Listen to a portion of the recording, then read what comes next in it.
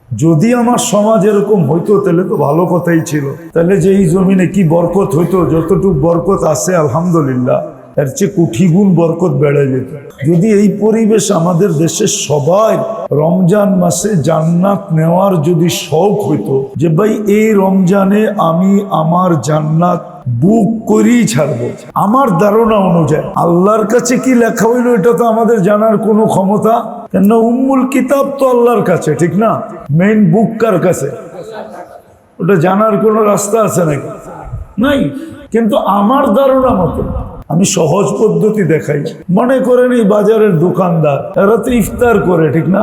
প্রত্যেক দোকানদার যদি বলে যে ভাই সামনের দোকানদারকে, ভাই তোমার ইফতার তুমি রেডি করবে না, আমি ডেলি তোমার ইফতার রেডি করবে। তুই যদি জিজ্ঞাসা করে ভাই তুই আমার ইফতারি ডেলি রেডি করবি কেন, তো বলবে আমার জান্নাত দরকার। তো সামনের দোকানওয়ালা বলবে ভাই আমারও তো জান্নাত দরকার, ঠিক আছে তুমি আমারটা রেডি করো, আমি তোমারটা রেডি করবো।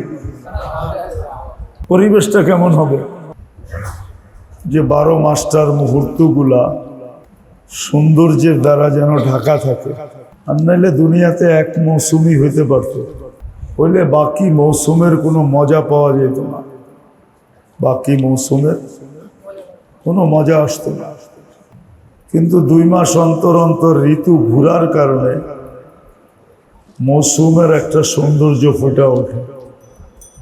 তদ্রূপ ব্যবসার ভিতরেও এরকম মৌসুম কিন্তু ঘুরতে থাকে, ঠিক না? একটা খুব চলমান মৌসুম, আবার এক সময় দেখা যায় যে মৌসুম থাকে না,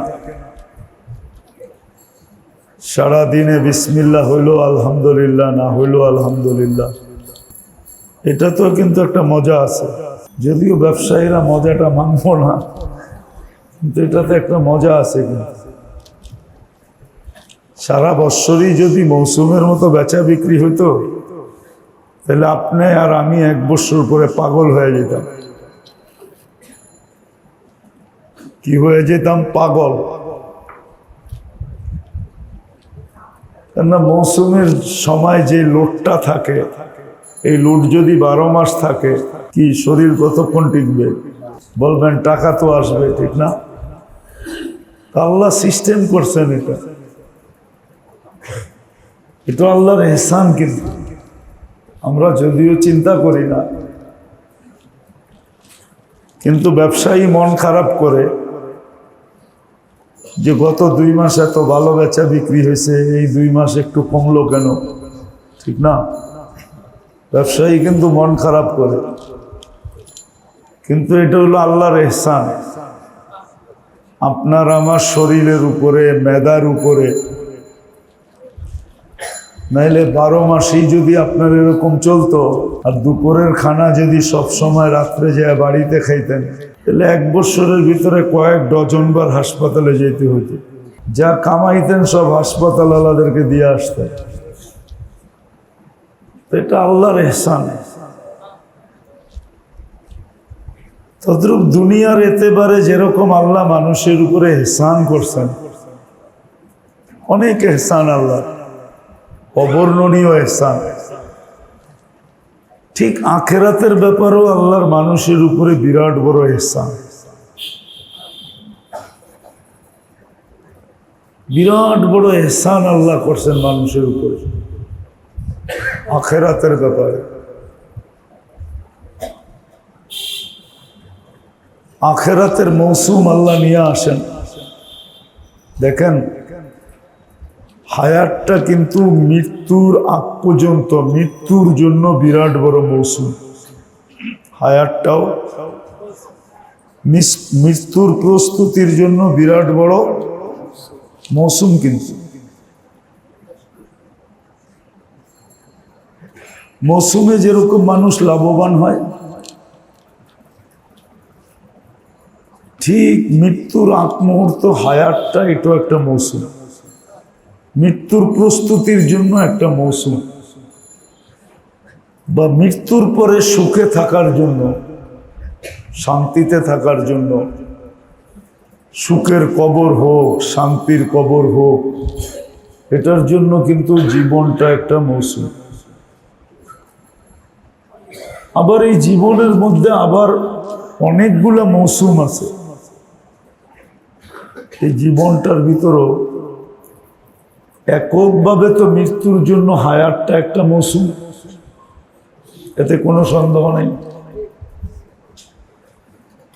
আবার এই হায়াতটার ভিতরে প্রতি বৎসরে আবার কয়েকটা মৌসুম আছে। মৌসুম যেরকম মানুষের ব্যবসায়িক মৌসুম যেরকম অতীতেরটাকে রিকভারি করে,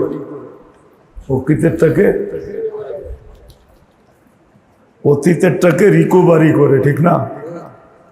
কি বলেন? গত 6 মাস যে বিক্রি হয় নাই, রোজা চলে আসছে, এখন যে বিক্রিটা হবে ওটা অতীত 6 মাসের রিকভারি করবে, ঘাটতিটাকে পূরণ করবে। সত্য তো? এই আশা নিয়েই তো বসে আছে সবাই, ঠিক না? কি বলেন? মালমুখ লাড়ায় বসে আছে কেন?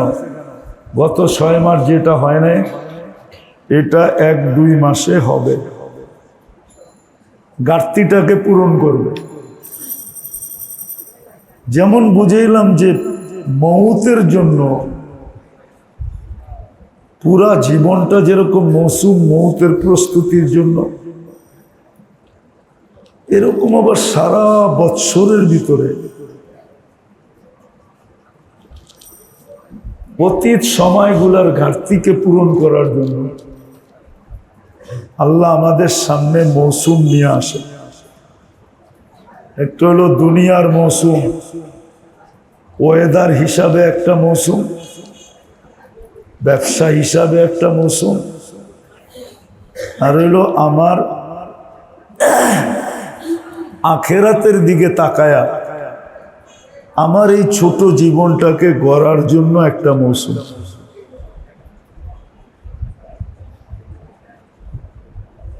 আখেরাতকে সামনে রেখা আমার এই ছোট জীবনটা গড়ার জন্য পুরা সময়টাও মৌসুম। আবার এর ভিতরে কিছু সময় এরকম আছে যেটা আল্লাহর পক্ষ থেকে নির্ধারিত মৌসুম। কিন্তু ওই ব্যক্তির জন্য যে সজাগ, ঘুমন্ত ব্যক্তির জন্য না, যে আখেরাত নিয়ে সজাগ। বলে ব্যবসায়ী মৌসুম নিয়ে যে সজাগ, সে মৌসুম আসার 6 মাস আগের তে মাল কইরা রেডি রাখে, ঠিক না? এটি তো আমাদের নিয়ম। মাল কইরা 6 মাস আগের তে কি রাখে? রেডি রাখে আর পাহারা দিতে থাকে, ঠিক না?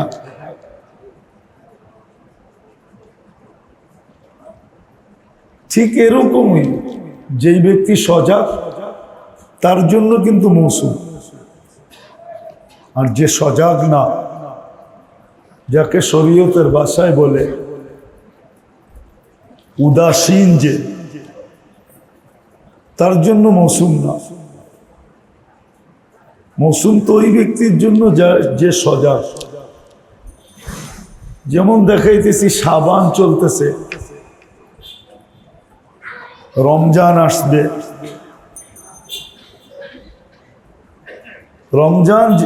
রমজান কিন্তু পুরো জীবনের ঘাটতি পুরো করার মৌসুম। পুরো জীবনের যদি সজাগ হয় তাহলে একটা মুসলমান তার বয়স যতটুকুই হোক অতীত জীবনের ঘাটতিকে পুরা করা, শুধু ঘাটতি পুরা হবে না, বরং আমল নামায় দেখা যাবে বিরাট একটা ব্যালেন্স তার থেকে যাবে, বিরাট একটা জমা তার খাতায় থেকে যাবে, বিরাট একটা প্রফিট তার কাছে থাকবে ঘাটতি পূরণ হওয়ার পরেও, যদি সে সজাগ হয়। কেননা রমজানের ভিতরে আবার দেখা হবে কিন্তু অনেক দিন পর, 1 মাস পর, এর ভিতরে রমজান চলে আসবে, লম্বা একটা সময়ও অতিবাহিত হয়ে যাবে। এই জন্য এই মুহূর্তেই এই কথাটা বলতেছি, যদি সজাগ হয়, যে চায় যেরকম ব্যবসার ঘাটতি সিজনের মাধ্যমে পুরা করতে চাইতেছে, এটা প্রত্যেক ব্যবসায়ীর আশা আকাঙ্ক্ষা, যে আমার এই সিজনে যেন আমার ব্যবসায়িক সমস্ত ঘাটতি আমি পূরণ করা যেন উঠতে পারি। এটা যেরকম প্রত্যেক ব্যবসায়ীর আশা আকাঙ্ক্ষা, এই ব্যাপারে সে বড় সজাগ, ঠিক আখেরাতের ব্যাপারে যেই ব্যক্তি চায় যে আমার পিছনের ঘাটতিগুলাকে পুরা করার পরেও আমার কাছে যেন এমন কিছু থাকে,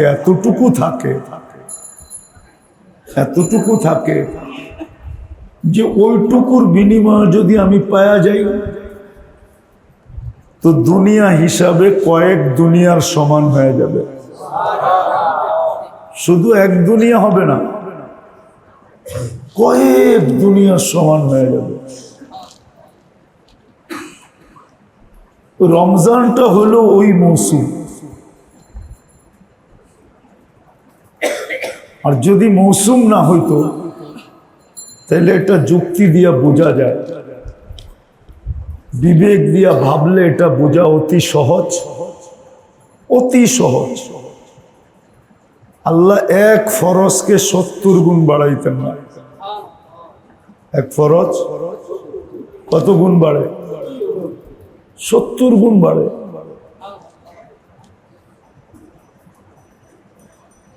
এক মাস 70 মাসের সমান হতো না।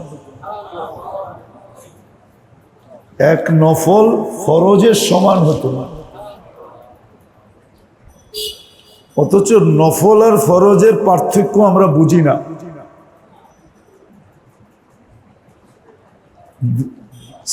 জগৎ যতদিন থেকে তৈরি আর যেদিন জগৎটা ধ্বংস হবে, সমগ্র সৃষ্টির নফলও যদি আপনি এক পাল্লায় করেন তাহলে একটা ফরজের সমান হবে না। যদি একটা হাস্যকর উদাহরণ দিই, সারা বাংলাদেশে সুপারি গাছ যদি এক করেন, একটা নারকেল গাছ হবে নাকি? হবে না? হবে না? বুঝা বলতেছেন? সারা বাংলাদেশের সুপারি গাছ যদি এক করি, একটা নারকেল গাছ হবে নাকি? তো ঠিক এরকমই সারা জগতের নফল যদি এক করেন তাহলে একটা ফরজের সমান হবে না। কিন্তু রমজানে একটা নফল একটা ফরজের সমান।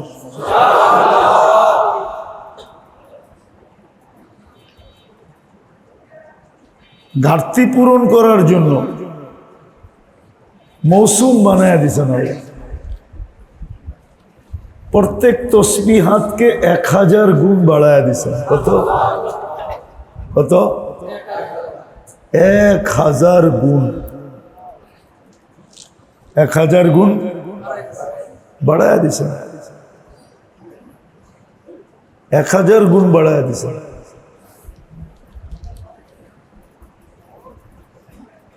আপনি একটা কথা চিন্তা করেন, যদি রমজান মাসে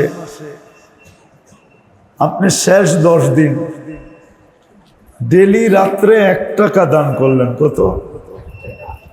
10 দিনের ভিতরেই তো একদিন লাইলাতুল কদর হবে, ঠিক না? আপনি দান করছেন কয়দিন? 10 দিন। কয় টাকা?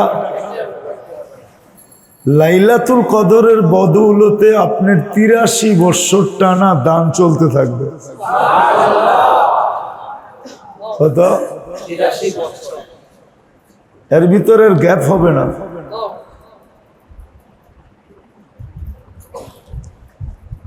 এর ভিতরে গ্যাপ হবে না। এরকম মনে করলেন আপনি 10 দিন, শেষ 10 দিন আওয়াবিন পড়লেন, একদিন তো লাইলাতুল কদর হবে, ঠিক না? না হবে না? তো 83 বছর টানা আপনার আওয়াবিন লেখা হবে।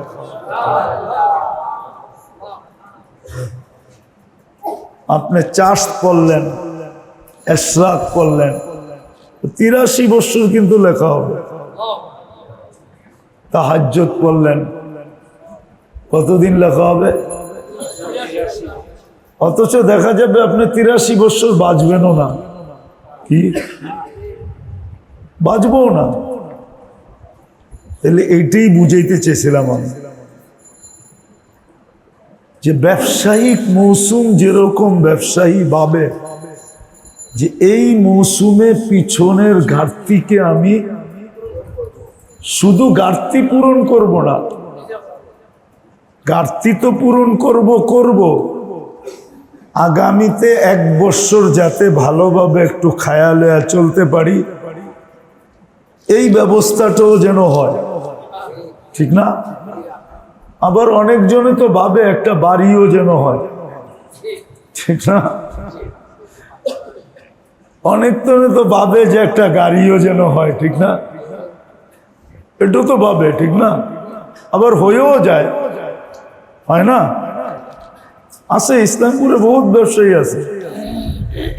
কি 1 বছরের মাথায় বাড়ি না কিনুক, 2-4 বছরের মাথায় তো কিনে। জায়গা জমিনের খবর পাইতে দেরি, কিনতে দেরি করে না, ঠিক না? সে কোত্থেকে কিনে? ব্যবসার থেকেই তো কিনে, ঠিক না? তো দুনিয়াটা যেরকম, আখেরাতটাও ঠিক এরকম। কেউ যদি চায় যে আমি আমার জীবনের সমস্ত ঘাটতিগুলাকে পূরণ করতে চাই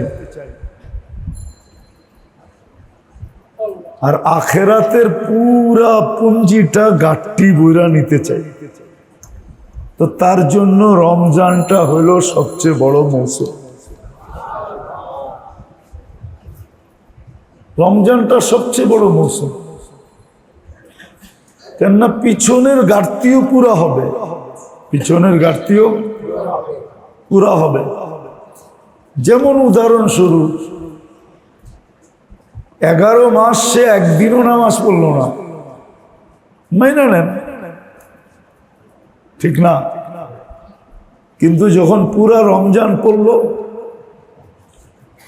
কবুল হইল না হইল এটা ভিন্ন কথা, কিন্তু নিজে তো ধারণা করতে পারে যে আমি 70 মাস পড়ছি, ঠিক না? তাহলে 70-এর থেকে যদি 11 বাদ দিই, তাহলে আরো 59 মাসের হিসাব আমার কাছে রিজার্ভ আছে, ঠিক না? জমা আছে না? কি বলেন? এই ধারণা তো করতে পারে। এই ধারণার বিপরীত তো কোনো হুজুর ফতুয়া দিতে পারবে না, পারবে না? আমি পারবো না, আপনি পারবেন? পারবো। ঠিক এরকম যদি 11 মাসের ফরজ সে হিসাব করে ডেলি 20 রাকাত করে, মনে করেন 11 মাস, সে যদি 11 মাস ধরেন না, আপনি বাদই দেন, আপনি 365 দিনই ধরেন, 65, 20 রাকাত, তো 7300 রাকাত হয়। কত? 7300 রাকাত। আর যদি রমজান ধরেন 30 × 20, 600 × 70, তাহলে 42,000 হয়। কত? 42,000 হয়। বিয়োগ দেন 7300, 34,700 আপনার ব্যালেন্সে থেকে যায়, জমা থাকে, রিজার্ভ থাকে, ঠিক না? সহজ হিসাব তো, কঠিন তো না। আপনি বলবেন কবুল হলো না, না হলো, আচ্ছা, এটা তো পরের কথা, কিন্তু আমি ধারণা করা তো বৈধ আমার জন্য না? আমি ধারণা করতে পারি না, হ্যাঁ, যে 1 ফরজ 70 ফরজ, ঠিক না? তাহলে আমি ধারণা তো করতে পারি যে আমি এতটুকু করলাম, ঠিক না? তো মেরে দোস্ত, আসলে যদি যে বোঝে তার জন্য কিন্তু রমজানটা বিরাট বড় একটা মৌসুম, বিরাট বড় মৌসুম। শুধু এক ঢোক পানি দিয়ে রোজার সোয়াব পাওয়া যাবে না, এক ঢোক পানি দিয়ে কিন্তু জান্নাতও পাওয়া যাবে। উদাহরণস্বরূপ যদি বলি, যদি আমার সমাজ এরকম হইতো তাহলে তো ভালো কথাই ছিল। তাহলে যে এই জমিনে কি বরকত হইতো, যতটুকু বরকত আছে আলহামদুলিল্লাহ, এর চেয়ে কোটি গুণ বরকত বেড়ে যেত, কোটি গুণ বেড়ে যেত, আরো বেড়ে যেত বরকত। যদি এই পরিবেশ আমাদের দেশের সবাই রমজান মাসে জান্নাত নেওয়ার যদি শৌক হইতো, যে ভাই এই রমজানে আমি আমার জান্নাত বুক করেই ছাড়ব, আমার ধারণা অনুযায়ী আল্লাহর কাছে কি লেখা হইল এটা তো আমাদের জানার কোনো ক্ষমতা, কেন উম্মুল কিতাব তো আল্লাহর কাছে, ঠিক না? মেইন বুক কার কাছে? ওটা জানার কোনো রাস্তা আছে নাকি? নাই। কিন্তু আমার ধারণা মতো আমি সহজ পদ্ধতি দেখাই। মনে করেন এই বাজারের দোকানদার, এরা তো ইফতার করে, ঠিক না? প্রত্যেক দোকানদার যদি বলে যে ভাই সামনের দোকানদারকে, ভাই তোমার ইফতার তুমি রেডি করবে না, আমি ডেলি তোমার ইফতার রেডি করবে। তুই যদি জিজ্ঞাসা করে ভাই তুই আমার ইফতারি ডেলি রেডি করবি কেন, তো বুঝবে আমার জান্নাত দরকার। আমার কি? তো সামনের দোকানওয়ালা বলবে ভাই আমারও তো জান্নাত দরকার। ঠিক আছে, তুমি আমারটা রেডি করো, আমি তোমারটা রেডি করব। আমি তোমারটা রেডি করবো, তুমি আমারটা রেডি করো। কি পরিবেশটা কেমন হবে?